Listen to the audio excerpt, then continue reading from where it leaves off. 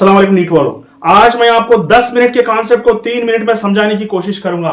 यहां पर अर्थ है, यहां पर मून है, दोनों एक दूसरे को अट्रैक्ट कर रहे हैं और एक ऐसा पॉइंट है जहां पर जो है नेट फोर्स जीरो होगा, उसको बोलेंगे null point, neutral point, the point where force will demolish, it gets cancelled by these two bodies. तो वहां पर हम क्या करेंगे, एक छोटे से मास को इमेजिन करेंगे। यहां पर मून का मास m1 है, अर्थ का मास अगर m2 है, तो मैं आपको एक शॉर्टकट फॉर्मूला बना के दूंगा। तो फोर्स F1, एक छोटे मास और मून के बीच का फोर्स G m1 और m by total distance between earth and the moon is d। ये डिस्टेंस x है तो फिर ये हो गया d माइनस x।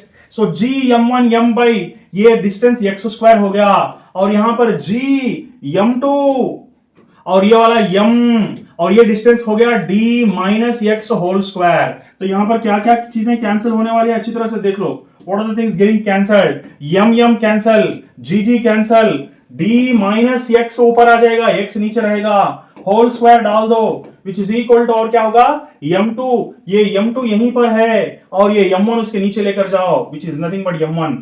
तो d by x minus x by x हो जाएगा 1, स्क्वायर को उस तरफ भेजो, m2 बाई m1 हो जाएगा, d by x is equal to square root of m2 by m1 plus 1।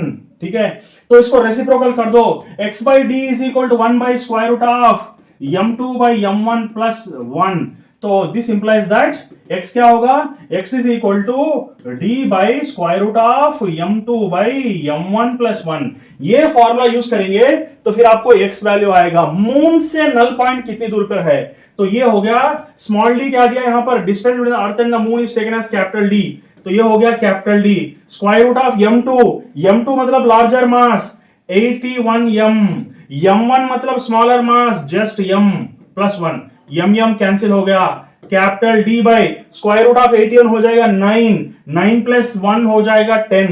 तो स्मॉलर मास यानी कि मून से कितने डिस्टेंस पर है, यह d बाई 10 डिस्टेंस पर है, तो अर्थ से कितने डिस्टेंस पर होगा, तो यहां पर क्या करना है, d माइनस डी बाई 10 करना है, तो फिर ये आएगा 9d बाई 10। तो आपका आंसर क्या है, आपका आंसर हो जाएगा 9d बाई 10। समझ में आ रही बात? अस्सलाम वालेकुम students, you can just see here, this is a cannon.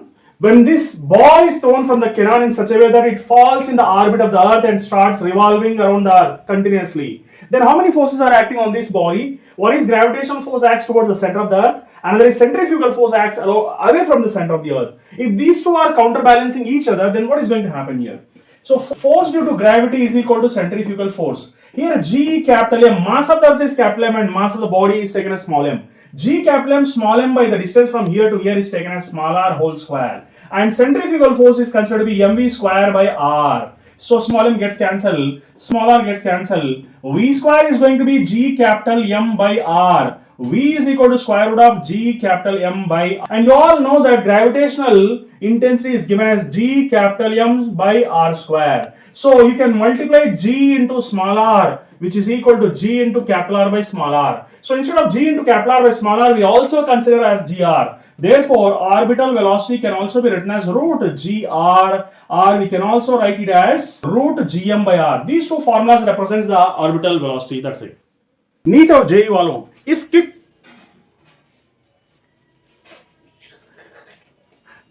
NEET और जेई वालों इस क्विक फिजिक्स सीरीज के अंदर आपका स्वागत है। तो यहां पर जो है ना, केप्लर्स थर्ड लॉ के ऊपर बहुत सारे प्रॉब्लम्स आ रहे हैं, तो इसके ऊपर हम एक कॉन्सेप्ट को बहुत तेजी से सीखेंगे, बहुत आसानी के साथ। तो यहां पर जो है ना, earth is revolving around the sun. यहां पर देखो अर्थ के ऊपर क्या क्या फोर्सेस काम कर रहे हैं। एक तो जो है ना ग्रेविटेशनल फोर्स काम कर रहा between the sun and the earth, और एक क्या है, सेंट्रीफ्यूगल फोर्स भी काम कर रहा। ठीक है, तो gravitational force is going to be equal to centrifugal force. ठीक है, अब यहां पर सेंट्रीफ्यूगल फोर्स का फॉर्मूला क्या है, centrifugal force is nothing but equal to gravitational force. यहां पर सेंट्रीफ्यूगल फोर्स का फॉर्मूला है mr ओमेगा स्क्वायर, और ग्रेविटेशनल फोर्स का फॉर्मूला क्या है, अगर अर्थ का मास स्मॉल m हो और सन का कैपिटल M हो, तो G capital M small m by r square. ठीक है, तो यहां पर स्मॉल m गेट्स कैंसल्ड, और एक क्या है यहां पर देख लो अच्छी तरह से, omega square is equal to G capital M, ये r को नीचे ले लो, हो गया r क्यूब। तो ओमेगा के प्लेस में डालो 4 pi square by T square. क्यों, omega is nothing but 2 pi by capital T which is nothing but G capital M by r cube. तो ये सारे चीजें कांस्टेंट्स है। अभी बचा क्या, square of time period is nothing but is equal to directly proportional to cube of the semi major axis, मतलब average distance between the sun and the earth बोलते हैं इसको, ठीक है। तो that is going to be your Kepler's third law. Thank you very much. NEET और JEE verb, आज मैं तुमको variation of ji with respect to height, with respect to depth and with respect to latitude समझाने की कोशिश करूंगा। बहुत speed से समझाऊंगा और अच्छी तरह से समझ में भी आएगा। अब यहां पर देखो, ये तो अर्थ हो गया। On the surface the value of g क्या है? Okay, so let us discuss. यहां पर जो है ना, सरफेस के ऊपर जी का वैल्यू क्या है? जी इज नथिंग बट gm/r²। ये r जो है रेडियस ऑफ द अर्थ है, मास आके कैपिटल M हो गया, ठीक है। अब थोड़ा हाइट पर अगर जाएंगे तो what is the variation of g with respect to sudden height? तो हाइट ले रहे ना, तो इसलिए क्या करेंगे, अभी g कैपिटल M डालेंगे और जो टोटल डिस्टेंस है वो होगा r+h², ठीक है। तो ये हो गया gm/r² और ये हो गया gm/r+h²। अभी देखो यहां पर हम क्या करेंगे, gh/g ये दोनों को डिवाइड करेंगे तो क्या होगा, gm तो कैंसिल हो जाएगा और ये r² ऊपर आएगा और r+h² नीचे आएगा, ठीक है। तो यहां पर g एट सर्टेन हाइट का फॉर्मूला क्या होगा, g इंटू क्या हो गया, r/r+h², ठीक है। ये हो गया आपका फॉर्मूला। मगर इसको थोड़ा मॉडिफाई भी कर सकते, समझो इसको फॉर्मूला नंबर 1 समझो। अभी दूसरा फॉर्मूला भी हम आपको समझाने की कोशिश करेंगे। तो इसी को क्या करेंगे, अभी gh is equal to g into ये जो है ना 1/r+h divided by r whole square डालेंगे। So gh is equal to g into इसको क्या करेंगे, 1 बाई पार्शियली डिवाइड करेंगे, r/r is equal to 1 whole square डालेंगे, ठीक है, h/r होल स्क्वायर। तो यहां पर gh is equal to g into ये 1+h/r को ऊपर ले लेंगे तो क्या होगा, 1+h/r पावर ऑफ -2। तो according to binomial theorem 1 plus ये whole power minus n is approximately equal to 1 minus n। ये n को, ये माइनस n जो है ना, ये के सामने आ जाएगा। इसी तरह यहां पर -2 क्या होगा, इसके सामने आ जाएगा। तो आपका तैयार फॉर्मूला क्या है, 1 - 2h डिवाइडेड बाय r, ये हो गया आपका फॉर्मूला। तो यहां पर दो फॉर्मूलास मैं समझा आप लोगों को। एक तो जो है डायरेक्ट फॉर्मूला यानी कि gh is equal to g into r/r+h whole square, और एक फॉर्मूला ये वाला फॉर्मूला। ओके, तो ये फॉर्मूला कब यूज करना है, ये फॉर्मूला कब यूज करना है, ये फॉर्मूला तब यूज करना है जब हाइट बहुत कम वैल्यूज दिया, यानी कि अगर आप लोगों को हाइट दे दिया 32 किलोमीटर समझो। ओके, तो find the g acceleration due to gravity at a height equal to 32 kilometre बोल के दिया। ऐसे छोटे छोटे वैल्यूज के लिए हम क्या करेंगे, ये वाला फॉर्मूला यूज करेंगे। तो क्या करना है, अभी gh is equal to g into 1 - 2 into 32 divided by r क्या है, कैपिटल R क्या हो गया, capital R is nothing but the radius of the earth 6400 kilometre. इस तरह छोटे छोटे वैल्यूज को ये फॉर्मूला यूज करना है। अब थोड़ा बड़ा वैल्यू अगर दे दिया, यानी कि find the variation of g at certain height where height is equal to 3200 kilometre दे दिया, इतना बड़ा वैल्यू दिया, थाउजेंड्स में दिया, तो तब इसको यहां पर ये फॉर्मूला यूज करना पड़ेगा, 6400 बाई 6400 प्लस 3200 यूज करना पड़ेगा। तो इस तरह जो है फॉर्मूला को अगर छोटे हाइट्स पे अगर जी मालूम करना है तो ये फॉर्मूला यूज करना है, और ज्यादा हाइट्स पे अगर जी फाइंड आउट करना है तो फिर ये फॉर्मूला यूज करना है। अभी देखो यहां पर we shall discuss about the variation of ji with respect to depth. जैसा जैसा कोई बॉडी अंदर जाएगा तो जी का वैल्यू क्या होगा उसके बारे में हम थोड़ा डिस्कस करेंगे यहां पर। So let us discuss about that. तो एक तो आप लोगों को मालूम है कि अगर सरफेस ऑफ द बॉडी है तो जी का वैल्यू क्या होगा, G is equal to capital G capital M by r² होगा। अगर अंदर चले गए, कितना अंदर, थोड़ा d, डेप्थ d का मतलब क्या है, डेप्थ, थोड़ा अगर अंदर चले गए तो फॉर्मूला क्या हो गया, GD is equal to G into, जब कोई भी बॉडी थोड़ा अंदर चले जाएगा ना तो क्या होता मालूम, कौन सा पार्ट ऑफ द अर्थ इसको अट्रैक्ट करेगा। अगर कोई बॉडी को अंदर ले लिए हम तो ये जो अंदर वाला अर्थ है, थोड़ा सा छोटा अर्थ, छोटा पार्ट ऑफ द अर्थ, ये जो है बॉडी को अट्रैक्ट करेगा। बाहर का अर्थ जो पार्ट है ना, ये उस बॉडी पे कोई अट्रैक्शन नहीं होगा। ओके, तो इसलिए जो अंदर वाला अर्थ है उसको हम m डैश कहेंगे और उसको v डैश कहेंगे, और जो बाहर वाला पार्ट है, जो टोटल अर्थ है, उसको हम कहेंगे m और उसका वॉल्यूम होगा v। ओके, तो जब भी कोई बॉडी अंदर जाती है तो effective mass of the earth which is going to attract that body is only this much part. ठीक है, तो अब यहां पर देख लो, अभी क्या करेंगे हम, इसको डालेंगे g m dash by r minus D. अब जो बचा जो वैल्यू है ना यहां पर, ये होगा r माइनस डी। ओके, क्योंकि radius of the earth r है और ये d है, तो जो बच गया वो r माइनस डी हो गया, तो r minus D whole square हो गया। और जो mass of the earth which is going to attract this body is only m dash. यहां पर टोटल अर्थ अट्रैक्ट करेगा इस बॉडी पे, यहां पर सिर्फ ये जिसका रेडियस r माइनस डी है वो वाला अर्थ उस बॉडी पे अट्रैक्ट करेगा। ठीक है, तो यहां पर ऐसा हो गया।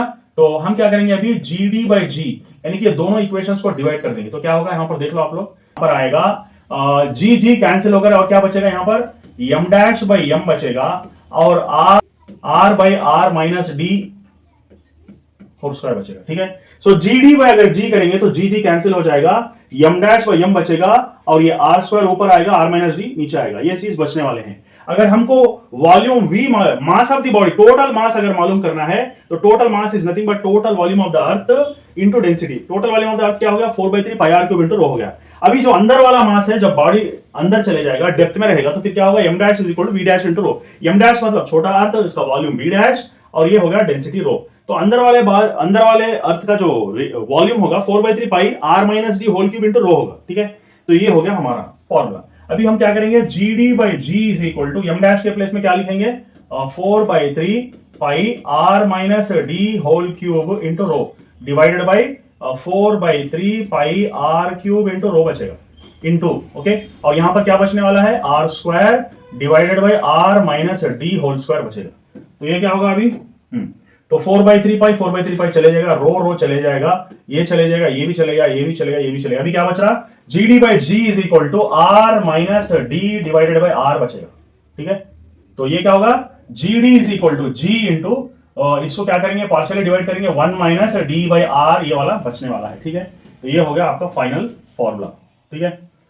प्यारे बच्चों, हम यहां पर variation of ji with respect to latitude, तो लैटिट्यूड का मतलब क्या है, यहां पर अगर तुम कोई बॉडी जो है ना यहां पर ले लिए, ये वाला बॉडी इक्वेटर के पास था, अब इक्वेटर से लेकर हम इसको यहां पर लेकर चले गए, तो कितना एंगल हो गया यहां पर से यहां तक, ये जो है एंगल बोलते किसको, इसको लैम्बडा बोलते, तो इसको बोलते हैं एंगल ऑफ लैटिट्यूड। मतलब इक्वेटर से लेकर इतना ऊपर तक कितना एंगल बनाया, इसको बोलते हैं एंगल ऑफ लैटिट्यूड। कोई बॉडी अगर यहां पर लेकर चले गए तो हमको देखना यह कि क्या क्या फोर्सेस यहां पर काम कर रहे हैं। तो ये वाला हो गया रेडियस ऑफ द अर्थ, ये वाला हो गया आर डैश। आर डैश का मतलब क्या, जब अर्थ जो है इस एक्सिस से रोटेट करेगा, जब अर्थ इस एक्सिस से रोटेट करेगा तो ये वाला बॉडी जो है ना इस सर्कुलर मोशन में मूव होगा, तो जिसका रेडियस क्या है, आर डैश है, यानी कि आर डैश। आर मतलब radius of the earth, R dash का मतलब ये जो ऊपर और सर्कुलर मोशन जो फ्लो हो रहा उसका रेडियस आर डैश हो गया। तो यहां पर एफ सी क्या है, यहां पर एफ सी हो गया यम ओमेगा स्क्वायर आर, तो ये भी लैम्बडा हो गया, अब ये भी लैम्बडा हो गया, तो इसका कंपोनेंट क्या होगा ऊपर, इसका कंपोनेंट हो गया एफ सी कॉस लैम्बडा। ये एफ सी है तो फिर ये लैम्बडा हो गया ना, तो लैम्बडा हो गया तो ऊपर क्या हो गया, इसका component F C cos lambda, okay. तो अब देखो यहां पर क्या क्या फोर्सेस काम कर रहे हैं, एक तो एम जी काम कर रहा, एक तो एफ सी कॉस लैम्बडा उस तरफ काम कर रहा, ओके। तो अभी क्या क्या चीजें काम कर रहे हैं यहां पर, रिजल्टेंट फोर्स जो है हम उसको एम जी लैम्बडा समझेंगे। दोनों फोर्सेस नीचे की तरफ काम कर रहे हैं, एक फोर्स ऊपर की तरफ काम कर रहा, तो हम क्या करेंगे अभी एम जी लैम्बडा ले लेंगे, which is nothing but, M G lambda is nothing but क्या है ये, M G minus F C cos lambda. F C cos lambda को हम क्या करेंगे, एफ सी के प्लेस में क्या है, M R dash omega square cos lambda है, ओके। तो ये वाला हम यहां पर डाल देंगे, तो ये वाला जो है ना एफ सी के प्लेस में क्या है, M R dash omega square cos lambda इधर डाल दिए और यम को कॉमन करके कैंसिल कर दिए, तो अभी क्या बचेगा हमारे पास, देख लो, g lambda is equal to g minus r dash omega square cos lambda.